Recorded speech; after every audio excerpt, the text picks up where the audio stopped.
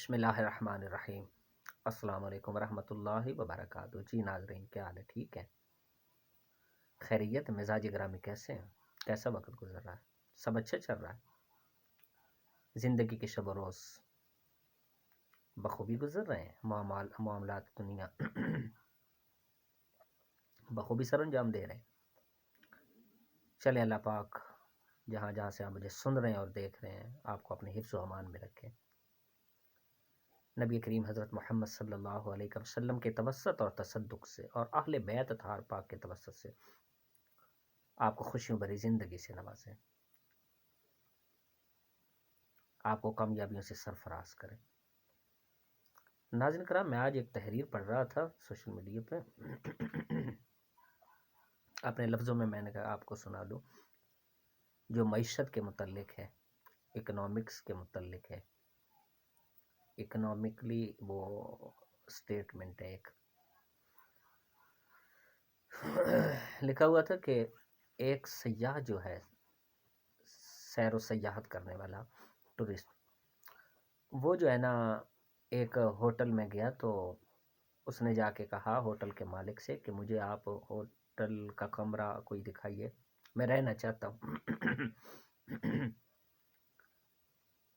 تو اس نے چابی دی، وہ دیکھنے چلا گیا اور اس نے 5,000 کا نوٹ کاؤنٹر پہ رکھا۔ ادھر اس نے کاؤنٹر پہ 5,000 کا نوٹ ایڈوانس رکھا، ادھر وہ دیکھنے چلا گیا، اور ادھر سے جو ہے نا جو قصاب تھا ہوٹل کا، وہ اپنے گوشت کے پیسے لینے کے لیے ہوٹل کے مالک کے پاس آ گیا۔ اس نے وہی 5,000 روپے اٹھایا، اس قصاب کو دے دیا۔ قصاب اپنے قصبے میں گیا اور جو اس کو بیوپاری تھا، جانور سپلائی کرنے والا، اس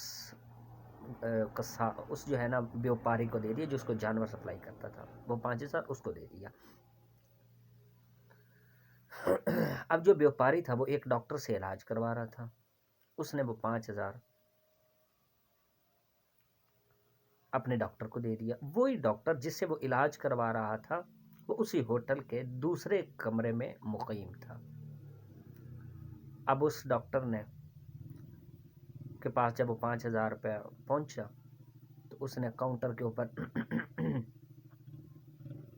اپنا جو کرایہ تھا وہ ادا کیا اور وہ چلا گیا۔ اب چونکہ تھوڑی دیر کے بعد وہی جو بندہ پہلا کے جو سیاح تھا وہ آیا، اور اس نے چونکہ اس کو کمرہ پسند نہیں آیا تھا، اس نے وہ اپنا 5,000 روپیہ جو ایڈوانس دیا تھا وہ اٹھایا اور ہوٹل سے نکل گیا، ہوٹل سے نکل گیا۔ اکنامکس کی اس سٹوری میں، اس کہانی میں، ماہر معاشیات جو ہے وہ کہتے ہیں کہ کسی نے نہ کچھ کمایا نہ کچھ خرچ کیا اس ساری کہانی میں۔ ہاں البتہ قصاب کے قصبے کے جو ایک دوسرے کے اوپر قرض تھے وہ اتر گئے۔ یہ میں نے بات آپ کو کیوں بتائی؟ میں خبریں پڑھ رہا تھا، سن رہا تھا کہ مولانا طارق جمیل صاحب کے اکاؤنٹس میں 49 ارب روپے برآمد ہوئے، اکاؤنٹ سیل کر دیے، منجمد کر دیے۔ اس کے علاوہ چند دن پہلے میں پڑھ رہا تھا کراچی کے ایک مفتی صاحب، ان کی ڈیتھ ہو گئی اور ان کے بھی تقریباً اکاؤنٹ سے میرا خیال ہے بہت سارے سے بھی زیادہ رقم نکلی۔ اس کے علاوہ باقی بھی آپ کے لوگوں، جو ہمارے سیاسی لوگ ہیں، ان کے اکاؤنٹس سوشل میڈیا پہ وائرل ہیں۔ اکاؤنٹس جو ہے، جو مطلب اکاؤنٹ کا ایک جو ہوتا ہے حساب کتاب، وہ وائرل ہے، پیسوں کی گنتی شماری وہ وائرل ہے۔ تو وہ آپ اندازہ لگا سکتے ہیں کہ کسی کے اکاؤنٹ میں 500 ارب، کسی کے اکاؤنٹ میں 400 ارب، کسی کے اکاؤنٹ میں 300 ارب، کسی کے اکاؤنٹ میں 200 100 ارب۔ اس سے آپ کیا اندازہ لگاتے ہیں؟ ہمیں کیا سمجھنا چاہیے؟ اس اکنامکلی جو اسٹیٹمنٹ ہے، وہ کہانی، جو سٹوری جو میں نے آپ کو بتائی ہے، ماہر معاشیات کہتے ہیں کہ کسی نے نہ کچھ کمایا نہ خرچ کیا۔ مطلب کہ یہ جو لوگ اپنی دولتوں کے اوپر سانپ بن کے بیٹھے ہوئے ہیں. اگر یہ انویسٹ کریں تو ایک بتائیں کہ مجھے جس کے اکاؤنٹ میں 500 ارب ہے، وہ ملز لگا کے، وہ آگے کاروبار دے کے، وہ قرضوں کا جو سلسلہ شروع کر کے آسان اقساط میں یہ شرائط کے ساتھ قرضوں کی فراہمی جاری کرتا ہے، تو کتنے مسائل ملک کے حل ہو سکتے ہیں، کتنے غریبوں کو روزگار مل سکتے ہیں. کیا کچھ نہیں ہو سکتا. لوگوں کے ذہن میں ہے یہ جو ترقی ہمارا ملک نہیں کر رہا، چند سانپ اوپر بنے بیٹھے ہیں. اور ہمارے ایک گلی محلے کی بھی ترقی کا راز، ترقی نہ کرنے کا راز اسی میں پنہا ہے کہ چند جو ہوتے ہیں، یا ہمارے فیملی یا خاندان میں ترقی نہ کرنے کا راز یہ تھا کہ چند ایسے مکروہ چہرے ہوتے ہیں کہ جو اپنے صرف اثاثہ جات نہیں، اپنے خیالات، اپنا ذہنی تخیل، اپنی سوچ، یہ جو ان کے دل میں حقیقی چھپی ہوتی ہے، وہ ان تمام کو اکاؤنٹ میں جمع کر دیتے ہیں اور سانپ بن کے بیٹھ جاتے ہیں. صرف دولت کے اوپر نہیں، اچھی سوچ کے اوپر بھی سانپ بن کر کے بیٹھ جاتے ہیں، اچھے مشوروں کے اوپر بھی سانپ بن کے بیٹھے ہوتے ہیں. کوئی اپنا علم چھپائیں گے، اپنی سوچ چھپائیں گے، اپنی بات چھپائیں گے، وہ ان حقائق کے اوپر بھی سانپ بن کے بیٹھے ہوتے ہیں، جس وجہ سے ترقی نہیں ہو پاتی. یہ ہماری ذہنی پستی کا یہ ایک اسپیکٹ ہے، پہلو ہے. تو میں ہکا بکا رہ گیا مولا طارق جمیل صاحب کے اکاؤنٹس میں پڑھ کے. آپ خود اندازہ لگائیں کہ یہ جو سانپ بنے ہوتے ہیں یہ ملک کی ترقی میں موضوع شخصیات کے بارے میں یہ نہیں، میں عام سی بات کر رہا ہوں کہ کتنے آپ کو ایسے چہرے نظر آئیں گے، سیاسی لوگ بھی واقعی، جن کے اکاؤنٹس میں اتنے ہیں، لیکن ملک کی یہ حالت ہے کہ لوگ ایک آٹے کی تھیلی کے لیے اپنی جانیں پیش کر رہے ہیں، جانیں گنوا رہے ہیں، لقمہ اجل بن رہے ہیں، حالانکہ یہ اپنے پیسے انویسٹ کر کے، جو سانپ بنے بیٹھے ہیں، انویسٹ کر کے کیا کچھ نہیں کر سکتے. ملک کے قرضے بھی اتر سکتے ہیں، لوگوں کو نئے روزگار کے موقع بھی فراہم کیے جا سکتے ہیں، حاصل ہو سکتے ہیں. آسان اقساط اور شرائط کے ساتھ لوگ اپنے قرضے اتار کے ایک دوسرے مسائل اپنے حل کر سکتے ہیں. 101 طریقہ ہوتا ہے، لیکن اندر کی ہماری خباثت کہاں جائے.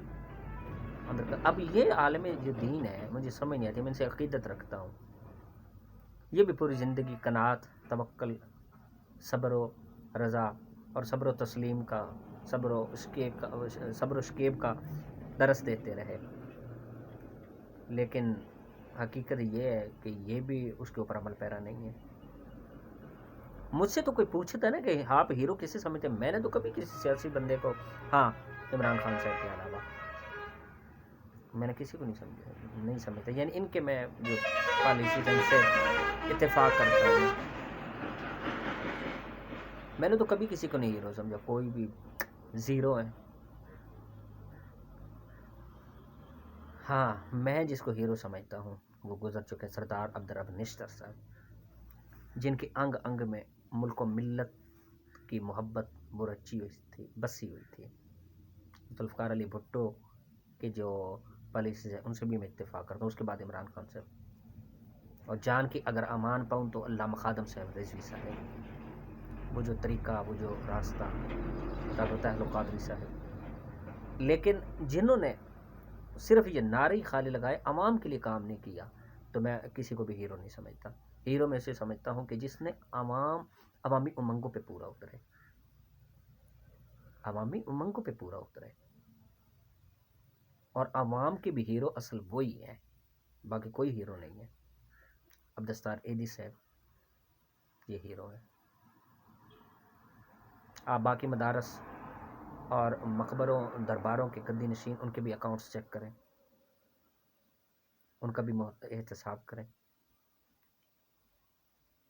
وہ ایک پوسٹ لگی ہوئی تھی کہ اگر چلیں چھوڑیں اس کو، ان کا بھی چیک کریں.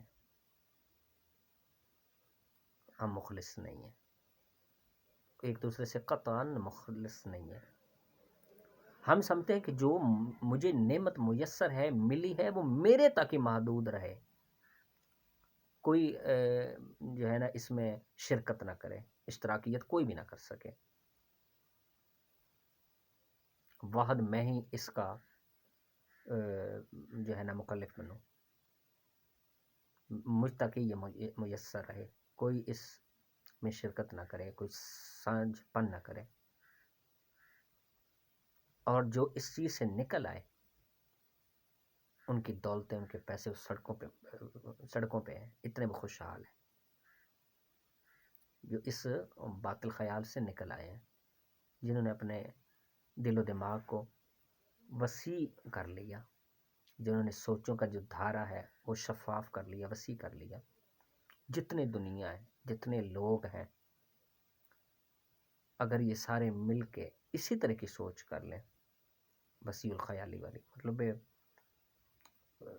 کسی حد تک اس معاملے میں کہ سانپ نہ بنا جائے، یہ دل میں حسد ختم ہو جائے، تو یہ آپ کو جتنی فیسلٹیز نظر آ رہی ہیں دنیا میں، مثال کے طور پہ ایک بندے کی خواہش ہے میں نے کار لینی ہے، تو اگر ذہن میں وسعت آ جائے، تو آپ کو لوگوں کے ذہن میں وسعت آ جائے، تو یہ جتنی کاریں ہیں جو ایک بندہ حاصل کر کے اپنا ہی جو ہے نا بلا شرکت غیر اس کے اوپر جمانا چاہتا ہے قبضہ، تو اگر ذہن میں وسعت آ جائے تو یہ ہر فیسلٹی جو ہے ہر ایک کے بندے کی دسترس میں ہو جائے گی، ہر ایک بندہ اسے بہرہ مند ہوگا۔ لیکن بہرحال یہ تو بہت، میں شاید بچکانہ بات کر رہا ہوں، ہر بندے کی ذہنیت کیسے چینج کی جا سکتی ہے، یہ تو بہت مشکل مرحلہ، لیکن حل یہی اگر غور کریں تو، اور کچھ نہیں تو اپنے اندر حسد ہر ایک بندہ ختم کر کے آغاز اچھی سوچ کا نہیں کر سکتا، حسد تو ختم کیا جا سکتا اپنے اندر، بس یہ حاسدین ہے کہ جو سام بن کے بنے بیٹھے ہوئے، صرف اپنے دولت کے اوپر نہیں، اپنے خیالات کے اوپر بھی، اپنے علم کے اوپر بھی، جو شو نہیں کرواتے، چھپاتے ہیں حقائق کو۔ تو یہ چند باتیں ہیں، اگر اچھی لگے تو کمنٹ سیکشن میں اس کا اظہار کر دیجیے گا، بری لگے تو معذرت، اور اس کے ساتھ ریکویسٹ ہے کہ پلیز میرے اس چینل کو لائک اور سبسکرائب کر دیجیے گا۔ اللہ تعالی ہم سب کا حامی ناصر۔ السلام علیکم۔